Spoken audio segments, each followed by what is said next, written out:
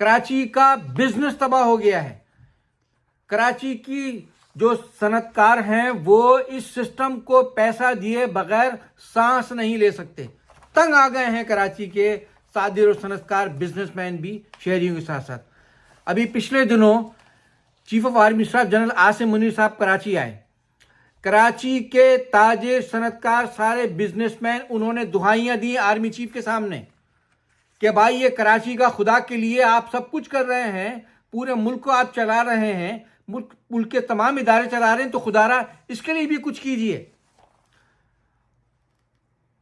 Army chief की तरफ से जो मीडिया में रिपोर्ट हुआ है, उन्होंने कई महकमों के करप्ट जो अफसरान हैं जो इस जरदारी के इस भत्ता सिस्टम में काम कर रहे हैं, लिहाजा उनको हटाने की सिफारिश की। वो कुछ अफसरान हटाए गए, लेकिन उसके बावजूद भी ये जरदारी का ये भत्ता सिस्टम इसी तरह से काम कर रहा है और सब कुछ उसी तरह से चल रहा है। कराची के इन लोगों की सुनने वाला कोई नहीं है। कराची के तमाम शहरी, ताजिर, सनतकार, दुकानदार, transporter, builder, developer, doctor, engineer, teacher, हर तबके, हर शोबे के लोग इस भत्ता सिस्टम, ये जो सिस्टम है, इसके आगे मजबूर हैं, पिस रहे हैं इस सिस्टम के दो पार्टों के दरमियान। वफाकी वजीर एहसन इकबाल कराची आए, वो मियाँ अतीक मीर जो बिजनेस कम्युनिटी के कराची के ताजिर रहनुमा हैं, उन्होंने मजाकन एक बात कह दी कि साहब ये यहाँ से मुराद अली शाह को ले जाएं और मरियम को यहाँ भेज दें।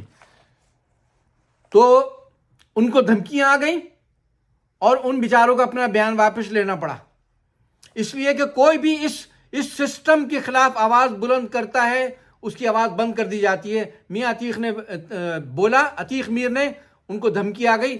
मैं सहाफ़ियों से कहूँगा कि ज़रा तन्हाई में जाकर अतीक मीर से ज़रा पूछ लें कि कहाँ से फ़ोन आया था। तो ये सूरत हाल है और बिलावल, मुराद अली शाह अपना चेहरा दुरुस्त करने के बजाय कराची के ताजरों और सनतकारों को धमकियां दे रहे हैं, उन्हें खरी खोटी सुना रहे हैं कि आपने आवाज़ कैसे बुलंद की, आपने कैसे जाकर चुगली लगाई हमारी। तो अपना चेहरा दुरुस्त करने के बजाय ताजरों को धमकियां दे रहे हैं और एमक्यूएम पर उंगलियां उठा रहे हैं।